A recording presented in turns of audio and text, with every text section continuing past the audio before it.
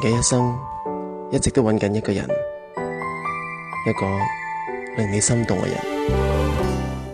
人嘅一生一直揾緊一個人，一個令你心動嘅人。今日我哋呢位嘉賓咧，真係令我有少少心動嘅，佢就係張敬軒。軒仔你好啊！我都心動啊！係咩？唔係哎呀！頭先我演繹如何啊？我盡量跟足你嗰個語氣。女仔嘅講法唔同啲嘅。係咪啊？即係男仔咧，其實男仔講心動呢兩個字有啲尷尬嘅。但係女仔講心動，我覺得就咁。譬如找對的人，你要做呢個獨白嘅時候，你練咗幾多次先做到嗰個感覺咧？一剔過咯，即係因為男仔講即係唔需要好多語氣咯。一個令你心動嘅人。哎呀，好 sweet 啊！你講得。但係講到咧，譬如找對的人啦，今次你又再次揾到湯怡啦，幫你擔任 MV 女主角啦，你又覺得佢係點樣為之係？佢係算唔算一個找對的人嚟 for 呢個 MV 咧？首先咧，佢係一個好抵得諗嘅人，因為我次次揾親阿 Cathy 幫手，佢真係冇托手踭嘅。係。咁第二個佢絕對係一個對的人。我好中意湯怡喺 MV 入邊嘅嗰種淡然，即係無論佢開心定係佢唔開心，佢都用一種好沉着嘅。呢個係好少而家香港嘅女仔，香港嘅女仔即係好表面、好表露咗出嚟㗎啦。你唔係啦，唔係即係有啲好樂天，咁就即係譬如話我身邊都好多呢一啲嘅女仔，一收到禮物啊或者開心就個表情好明顯嘅，係好啱咯，即係成件事好舒服，同埋佢都真係好捱得苦。我哋拍嗰日成40度，跟住佢仲要着條嗰啲吊帶裙，曬到一個控咁樣係。你使唔使補償㗎？但係請佢食餐飯咯。係咪啊？要同阿 Ken 唔好意思啊 Ken 咁，同阿洪卓立唔係 say 個 sorry。咁啊就唔止 say sorry 㗎啦，嗰啲私人恩怨要另外解決。是對的，終於會碰到；是錯的，不管再美好，一個接一個，也沒有結果，方知海闊天高。即係得知你一個好即係觀察入微嘅人嚟嘅，軒仔覺得你留意好，即係譬如女仔啲小動靜啊，你都會留意到嘅。咁有啲咩特質嘅人係真係會令你心動咧？即係除咗湯怡嗰隻。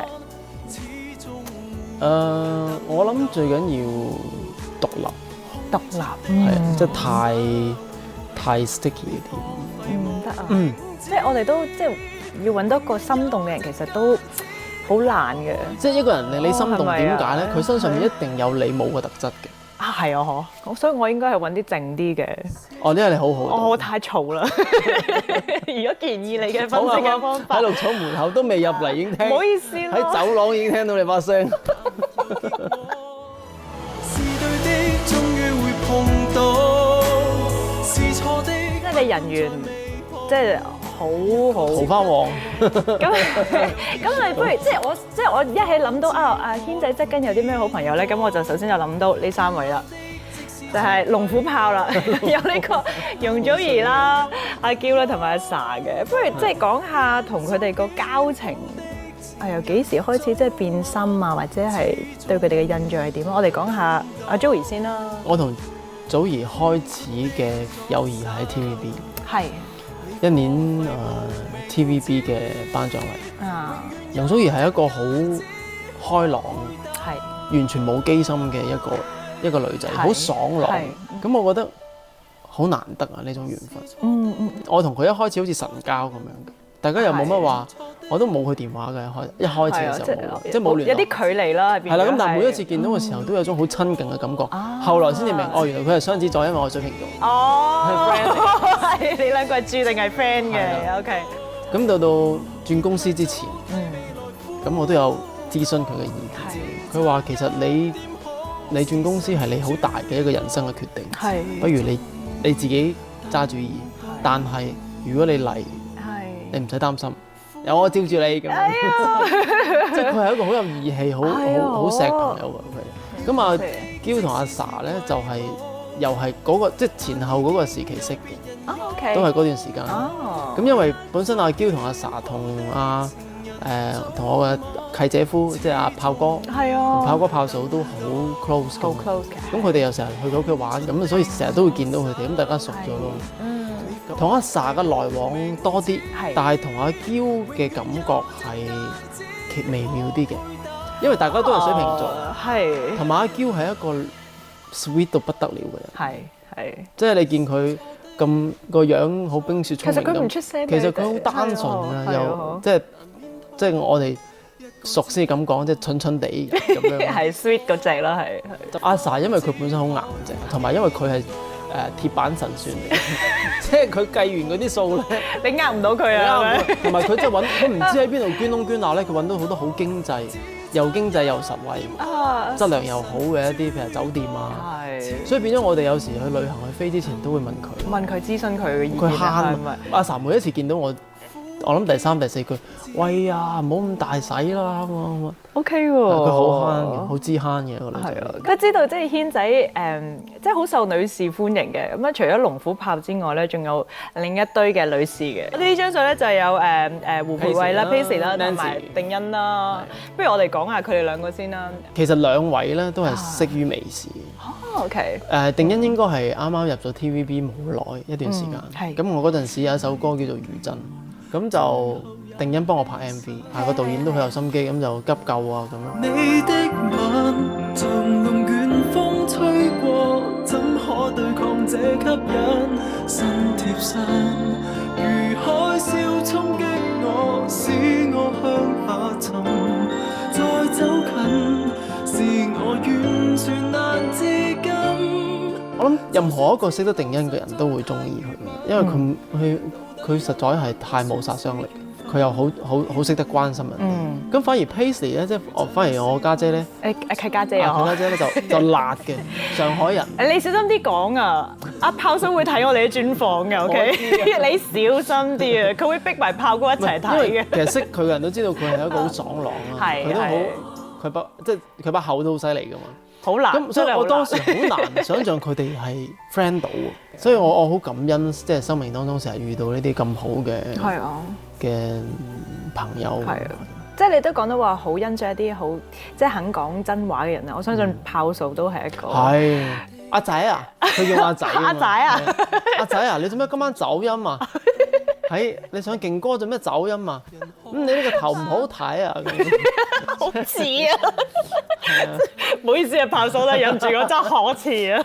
佢啦，同埋阿姐夫啦，即係阿炮哥。炮哥啦，炮哥因為本身佢已經係一個好資深嘅音樂人。咁所以每一次佢嚟睇我嘅演唱會，睇完之後佢都會同我講返，即係佢話嗱，阿仔讚嗰啲嘢我唔講啦。我講啲彈嘅嘢啦，我覺得你嗰隻歌可以處理得好啲啊。所以真係好似屋企人咁樣㗎。到第三張啦，仲有第三張嘅咩？就係一個問號嚟嘅。咁有冇啲即係我哋叫而家好興就係講閨蜜啦，或者一啲係好好嘅朋友，大家都可能未必知嘅，但係喺你嘅人生中係的而且確係對你嚟講係個天使，即係對你好大嘅幫助咧。我諗啊，崔健邦。係啦，阿邦又係我哋以前就成日見嘅，因為以前街坊即係我屋企行過佢屋企係幾十秒鐘嘅事。係咩？係啊，近啊，OK。咁我同阿邦識嘅時候係喺佢仲喺港台做主持人嘅時候，我啱啱嚟香港。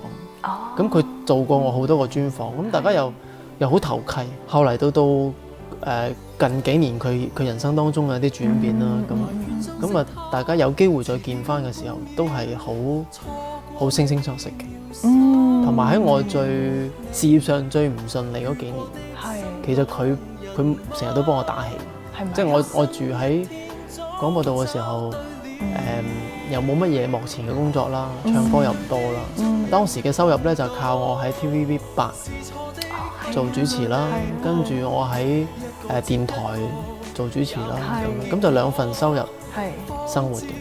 咁嗰段時間但係 Amigo 係一路攀升緊嘅一個主持人。我都好少同喺自己朋友以外去講過。其實無論喺經濟上，喺精神上，Amigo 當時都幫咗我，喺嗰個階段。我諗令我印象最深刻嘅係，即係特別其中仲有一年嘅勁歌又頒錯獎咧。我同阿遠之嗰個獎對調，其實好多人話你哋係咪設計嘅？邊會攞以 TVB 即係一個咁大嘅 live show 喺紅館咁精密嘅一個 show， 點會特登去安排一個咁嘅環節？同埋真係唔知會發生咩事嘅。咁嗰年又係阿 Migo， 又係阿志偉哥，係啦。咁所以變咗大家經歷咗一啲，即係到咗呢幾年，會成日都可以攞翻出嚟，仲講得津津有味嘅。